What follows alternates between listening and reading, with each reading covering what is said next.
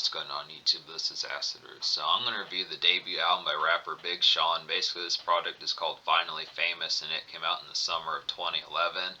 Now the thing about this particular product is Big Sean had a series of mixtapes throughout the late 2000s called Finally Famous volumes as far as those pitches kind of happened. He particularly caught the attention of Kanye West. I forget when particularly it happened, but probably somewhere around late 2000s, around the time when those mixtapes were happening. So he is kind of a protege. Big Sean is kind of a protege and a disciple of Kanye West as far as those pitches kind of happen. It has a lot of similarities to some of that type fare, definitely within the pitch of like folks like J. Cole and Kanye West, and trying to think of some other folks like that. Just kind of, yeah, just basically like a miniature, kind of more low-key, kind of more in like his early 20s version of what Kanye West was doing, with more of like, I'd say not so much late registration, but just kind of more mildly traced as a college dropout, but more graduation type vibes that I'd say within the pitch. The graduation trilogy within patches of it, just within the tone, but it definitely has that appeal. It's a very grateful album just within the pitch, and it is kind of white collar as well. I definitely feel like with this particular project, it has some of that type of appeal. Big Sean just shot right forward, doesn't do as much blue collar kind of makeshift type ones. I mean, I feel like there is makeshift on here, but it just has a little bit more rich and it has a little bit more enrichment about it just within the pitch behind it. Some of these type ones, like songs like My Last, Marvin and Chardonnay and Dance Acid, have a little bit more just gloss towards them. They're just a little bit more elegant, like basically what Jay-Z would have done back when he was 22 or 23 as far as those pitches kind of happened. Were he a millionaire around that time? I think he was, but just within the pitch, this kind of happens to be the tone. So it's just kind of an example that he's not really like, when you think of like what was kind of going around this time, the mixtape Hunger, some of those type folks, when you think of Waka Flocka, Gucci Mane, some of these type folks, it's a different variation from that.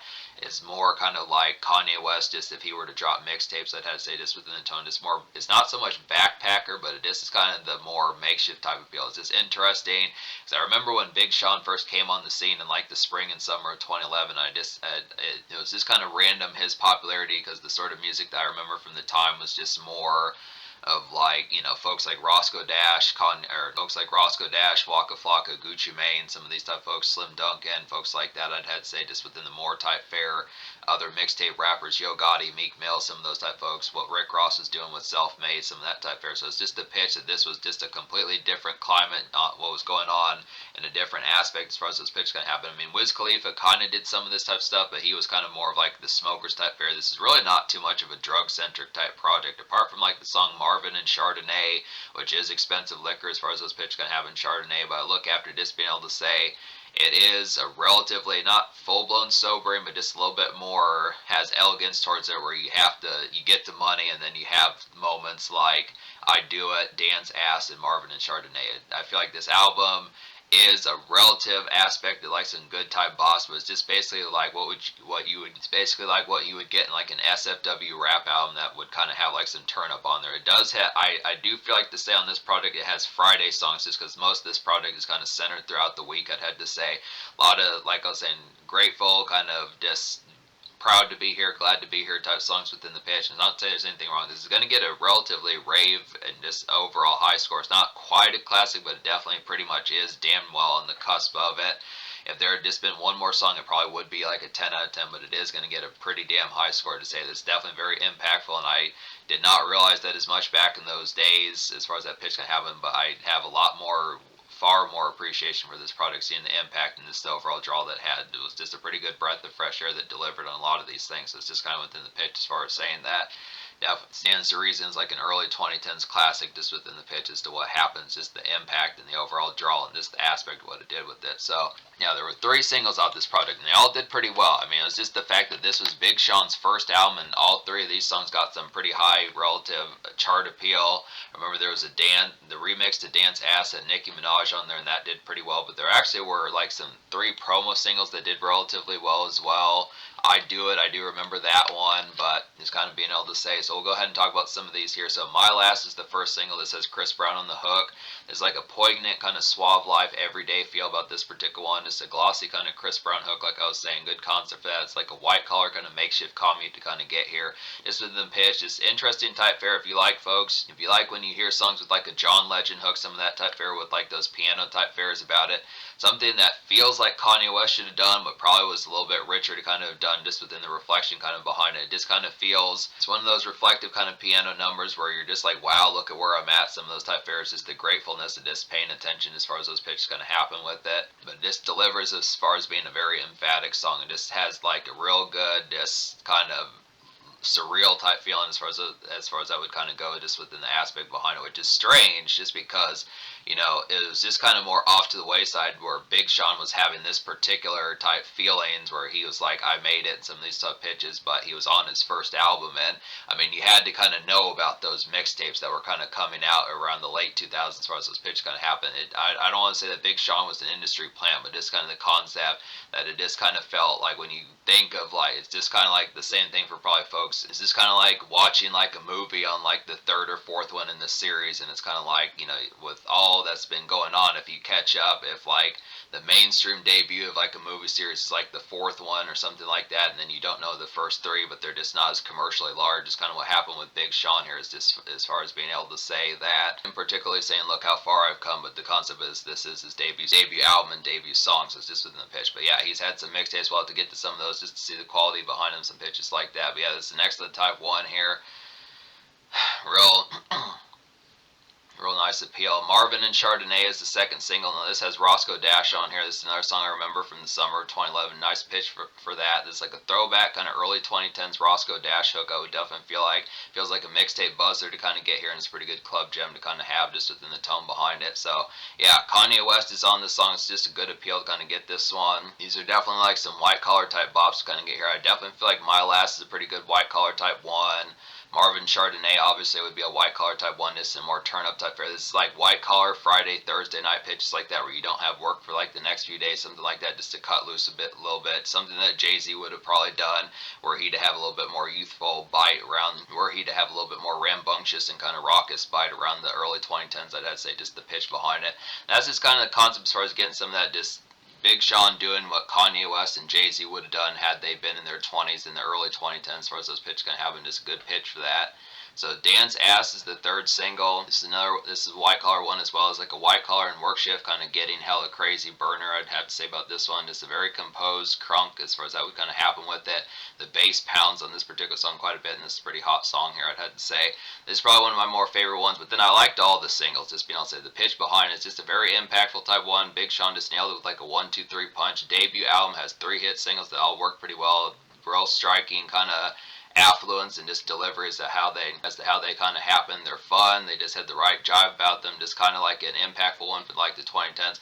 So I don't know. When you think of albums from like the 2010s and some type fairs, there would always be like certain singles, but all 3 of these singles plus the song I Do It, I want to say had some relative type appeal just within like the concept of casual type appeal. I mean, you get some albums, this is like a throwback to like an actual album that gets like 3 charting singles as opposed to just 1 quality single that's like a one-hit wonder territory, and then 2 other ones that kind of do okay or just relatively good maybe on like the rap or R&B charts. This is one where all 3 of the singles were songs that you were going to hear. It just had a little bit more thrive about it. I would have said that if this album would have had like a 4th single, definitely would have been like a pretty damn well classic just within the pitch. I think it pretty much is a classic nowadays. It's an arguable classic, but I just look after just the concept that all 3 of these singles, his debut album just nailed all 3 of these, and they just had the casual appeal. Folks are going to know My Last, Marvin Chardonnay, Dance Ass, and probably some extra songs on here. So it's just a good look for what kind of happened. It's not kind of a here and there type project or something that you kind of, some people know about, others are kind of it's actual one that has like the casual strikiness. And yeah, all 3 of the singles are fun as well, so it's just within the tone. But so I'm reviewing the deluxe about this album, which has 16 songs on there, which the 4 extra songs would be What Goes Around, Celebrity, My House, and 100 Keys. So basically, out of the 16 songs in here, I wound up recommending 13. So the only 3 songs I don't recommend would just be Memories Part 2, 100 Keys, and then So Much More. which basically Memories Part 2 and So Much More are just kind of more homely, kind of gospel-like type songs that just, Memories Part 2 and So Much More are just kind of more homely type songs just within a pitch that just kind of have a little bit more straightforwardness about them. It's not to say a full bound about that, but there's a lot of these songs that kind of have that tone on here. There's a lot of kind of like, when this album talks about being finally famous, there is a lot of gratitude and gratefulness just about the concept of reflection, just kind of saying, hey, I made it, some of that type fare. And there's songs like, I would say, Wait for Me, Get It, Donald Trump, Memories Part 2, High, Live This Life, So Much More. At least 6 of these songs, plus I'd probably say What Goes Around, and a little bit of Celebrity and like a nighttime type sense that have like that relative appeal. Most of this album is like the reflection of just making it and just being like emphatically pleased with like the concept. And it's not with where it's not pompous or anything like that, but this is kind of the tone that some of these type ones just don't really have much other aftertaste as far as like some recreational type spark as far as getting it. I think probably another song like I Do It or Marvin and Chardonnay probably would have been a nice touch to have got on here, just like a mixtape buzz or something like that. I mean, this is a pretty balanced album and it definitely works for SFW, but it's just a little bit more reflection. I think probably 6 or 7 or 8 songs like that was probably maybe 1 or 2 too many that probably needed to be. That's the problems with Memories. I mean, I like the John Legend hook on there, definitely reflective, kind of get that, but the thing about it is The Dream does the same hook on that particular type song. And it's kind of similar to like the song High with Wiz Khalifa and Chitty Bang, some of those type ones. And Pharrell does a similar hook with that with the Get It Donald Trump song, I'd have to say. So it's just within the pitch. But still, I would say this is damn near a classic album. And then 100 Keys, this was just kind of an awkward song. This was kind of one that was trying to be like a relative turn up type song, but just really slagged and just did not deliver upon doing it. I do think this album does have some decent club bops. This album does have some vicious club bops on here, but this is just an example of an album cut that just didn't deliver when it comes to extra type moments to kind of get for like a snarling type one, something that like you would have gotten from like Gucci Mane or one of those type folks. I mean, it kind of, I feel like Rick Ross and Pusha T just, it's not so much that they didn't deliver, it's just kind of the concept of this was just the wrong vessel for them to be on as far as this pitch can happen. Probably just needed a different beat and this overall song altogether, I would have to say just didn't add up as far as one that was really that vicious. But yeah, so this album's gonna get like a 9.5 out of 10. I feel like it would, now normally 13 songs out of 16 would be like a 10 out of 10, but it's just kind of the concept that one of those 13 is the intro, which is just kind of, I mean, it's a good song, but just the snappiness behind it is just, it's virtually just kind of arguable. It's just kind of within the pitch, just being able to say maybe saying 12 out of 15 would be more the concept, but just, it's right on the cusp of being like a classic, I feel like, just within the impact behind it. And I do like these songs. I do think enough of them. It's impactful just with what it did. It's a white collar type album, very enriching and pitches like that. Just the delivery upon it, it's very suave and just very suave and emphatic, I'd have to say. But I do think it probably needed another song or two like I Do It and Dance Ass. So it's just right within the realm behind it, right in 9.5, 9.75, 10 out of 10 territory. But I'm just gonna say 9.5. Just the impact of it, it's very strong. But the Nostalgia Score will probably get a 10, maybe. So yeah, we'll just talk about some of these on here. So I Do It as like a good initial dap and promo kind of club vibes about this particular one. Just a snappy and kind of oozing Friday type turn up. Definitely some SFW kind of afterward. Song is definitely some SFW kind of afterward relief to kind of get here. So it's just within the pitch. I feel like this song is a club bop within an SFW sense, but this is kind of the concept where it's not so much full blown at work, but just more the concept of just got done. All right, I'm gonna have some turn up, but this still not necessarily being, oh, I'm gonna get shit faced, get completely torn up, drink like 12, 15 shots, but just within the tone of just I'm gonna loosen up a bit and have some good times, despite the fact that I might have work the next day or the day after. Just some pitch like that, just kind of within a relative type of appeal, just some good commerce, a just work shift type fare, just within like some relative unwind, I'd have to say. Dance Ass, Marvin Chardonnay kind of have those appeals. My Last like a reflective type one for just a little bit more romantic and restaurant type fare. But I Do It's like a nice snappy club bop. This is a good initial kind of song from Big Sean. Something that like Eminem would kind of do with My Name Is, the real Slim Shady, where you kind of get the feeling of who he is. It's a real nice introductory type song kind of get. I like the tone behind this. He really whizzes right through this. And Big Sean's pretty good lyricist. He keeps up with some of these folks. I do think he freestyles some of these. I don't know how many of these bars. I feel like maybe more songs like Dance Ass and I Do It and Marvin and Chardonnay in some cases might be some ones that he freestyled too, but I do think there's probably some other pitches on there. But yeah, Get It Donald Trump is a nice one. It's like a suave and divine kind of romantic evening glimmer to kind of get here. Definitely some more restaurant music, just like my last, I'd have to say. It's like a grateful kind of good ruminate while out and about, city hop type fare, I'd have to say, and definitely some city hop gleam to kind of get. So I do like the Pharrell hook on this particular song, just a good pitch, just something real emphatic, feels like probably something, trying to think of someone that probably a hook that Pharrell would have given like Jay-Z on like the Blueprint 3, something like that. So I mean, I do feel like the budget behind this project is definitely there, considering that this was Big Sean's first album, and he has emphatic folks on here like Kanye West on your first album's a really good look. Chris Brown's pretty good considering his huge year of 2011. Wiz Khalifa's pretty good look considering he had a #1 and several top 10 singles off of Rolling Papers. John Legend does some pretty excellent hooks. The Dream was pretty emphatic. Rick Ross and Pusha T. So this definitely had the budget as far as being able to get towards this. Just the impact of this, it delivered upon it, was able to get a lot of this type of appeal. Getting a Pharrell hook. Pharrell's pretty expensive as well. It's apparently the Neptune's beats, and on top of that, a Pharrell hook is pretty expensive. So it's just within the pitch, just saying the emphasis behind it. But High with Wiz Khalifa and Chitty Bang's a nice one. It's like a typical kind of breezy city commerce, I'd have to say here. Just a workaday kind of go around, just pitches like that. Just peppy kind of errands and standard drab type fare to kind of get. Just some good enjoy to kind of have. So it's just within, there's just a lot of these fares type ones. Live This Life, High.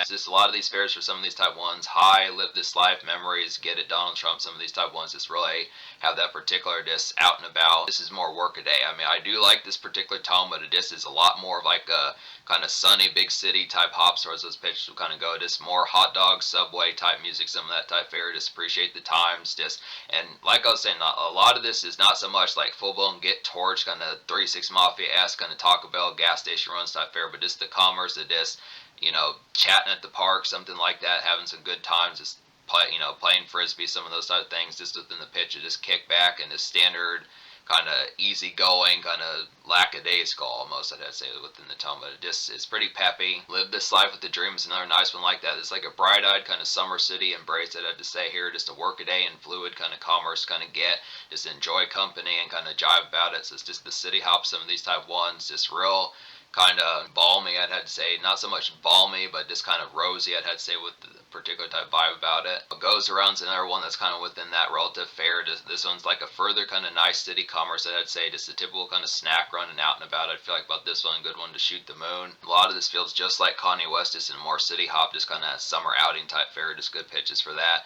Celebrity's a nice one. This has Dwale on there, which was a cat that did the hook on Flashing Lights. It's a pretty good pitch, kind of get that. But this one's more of like, this definitely gives like Kanye West Graduation type vibes, that I'd say. Just a dreary kind of early night gleam to kind of get here. Something for maybe the sun, maybe not so much sunset music, but maybe like 8:39 is like the sun, maybe like 8:39 is like it's completely night out, just in like, especially in like the summer, just early nighttime, or 6:37 like the fall pitches like that. Just what I'd say, some good pitches for that. Just kind of night gleam, and I'd say just a smoke one. This is one of the few songs I feel more would be within the whereabouts of smoking, I'd say, but this is just kind of one that has some peppy kind of ruminate here, just within the pitch behind it. This kind of one feels like a more localized type fare of a song like Flashing Lights by Kanye West. Just more kind of residential type bound, just pitches like that, city hop type vibes, just out and about, maybe just feeling good, gonna walk, go get some Subway, some of those type fares, just within the pitches like that. My House is a pretty nice one. Now, I do like the appeal behind this one. It's a little bit gospel-like, but I do like the pitches to how this one was delivered. This is kind of like a white-collar kind of house party noise, I feel like here. It goes pretty well with dance, and I do it. I would definitely feel like it's a lot more social, some turn up here to kind of get, but it's just more graceful and gospel-ish, I'd have to say, but it does have some good jive about it. This is a decent one to kind of have, just kind of a rich type one. It's kind of like that song by Scarface off of his 2002 album, like My Block, just with a little bit more contemporariness about it. Just kind of like, it's kind of like a gospelish house party type song to kind of get for like some of that type fare in like a more enriched and kind of graceful type sense, but it does it but it just does it without being religious, I'd have to say. So it's a good type pitch. I do like the jive. This is one of those ones where you could probably get like some good drinks in your system, maybe not more things like beers or things like that, but just something, like getting like some wine coolers, just a little bit more robust and kind of left field type pitch as far as just having like some good times. Maybe this could be like a family song or just a social shindig where it's just more in-house, just more personable type one. pitches like that, just within the tone behind it. It's not quite as crazy as like I Do It and Dance, but it definitely works for some of that jive, but just more personal type song, but just within its there, close friends, pitches like that, but just kind of in the tone of just like some good turn up to get loose too. Yeah, intro's pretty good as well. It's like a reflective kind of penthouse rumination, I'd say here, just looking out fancy windows, some of that type fare, just real grateful type one, some big city kind of intake, and this is good for like some in-between type moments. It's nice pitches for that here. Don't Tell Me You Love Me is a nice one as well. This is like a vintage kind of mixtape hustle song to get in like a more album polish type variation of that, and this just has some workaday flavor about it. Definitely like a blue collar, white collar type fare, just some of that type commerce.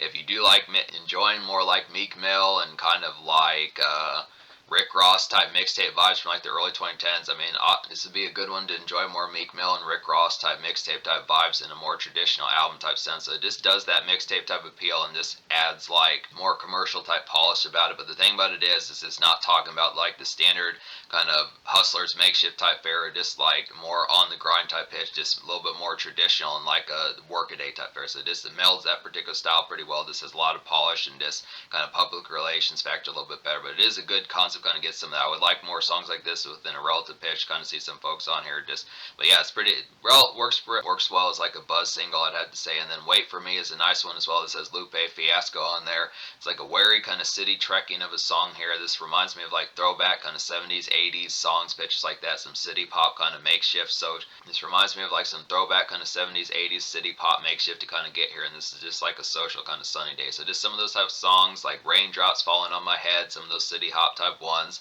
you'd see in a movie, like you'd see in like a big city kind of New York type movie, some of that type era, just standard commerce just within the pitch. So a lot of this is pretty much just embrace of like city life and just the out and about of just standard kind of trekking, but it's not so much like gas station type run. I mean, there's a couple snack run songs on here just in particular, maybe just grabbing like a quick like pack of crackers, something like that, one of those type of things, quick bag of checks Mix, some of that type of fare, but it's really not so much full blown within Swisher type music, just a little bit more kind of actually the enjoy of like summer frolic in like a city sense. I'd have to say it's a good pitch for that. So yeah, this album gets, I want to say I recommended every song off here, so this album gets like 9.5 out of 10. The social score, that's kind of tricky. I think I'll give the social score like a 9 out of 10 because I feel like the quality behind it is on here, but I do think it may be like mildly light on like more craze type songs as far as like some of that type turn up. I think the reflection of it was this was trying to be like a balanced kind of SFW type album, getting like a rap album, something that's like Kanye West type vibes, just in a more hungrier kind of early 20s type format, just something for more blue collar and to further extents kind of white collar just within the pitch behind it, and it delivers. It has Friday songs in here, more so